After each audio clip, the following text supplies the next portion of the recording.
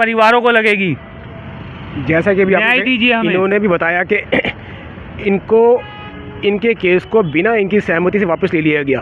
अब इनके वकील ने क्या कहा वो अलग बात है, लेकिन क्या ऐसा पॉसिबल है कि पिटिशनर अपना केस वापस नहीं ले रहा, लेकिन ये कहा जाता है कि वकील साहब ने केस वापस लेने को कहा तो वो केस वापस कर लिया गया?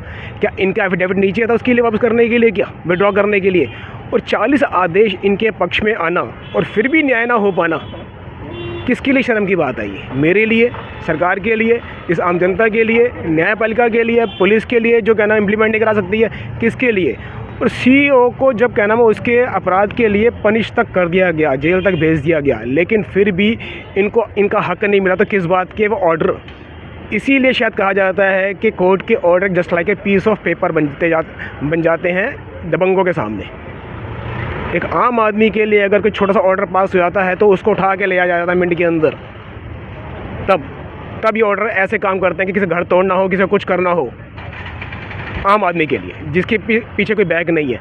लेकिन एक सीईओ जो सरकारी पद पर बैठा हुआ है, सरकारी पद पर है तो अपराध करता है, तो उसके लिए लड़ने के लिए भी सरकारी हमारे ही खर्चे से, मैं कहूँगा उसको, मैं इन्हीं के खर्चे से उनका वकील टैक्स के पैसे ले रहा है और इनके खिलाफ जा रहा है। क्या ऐसी व्यवस्था आपको चाहिए?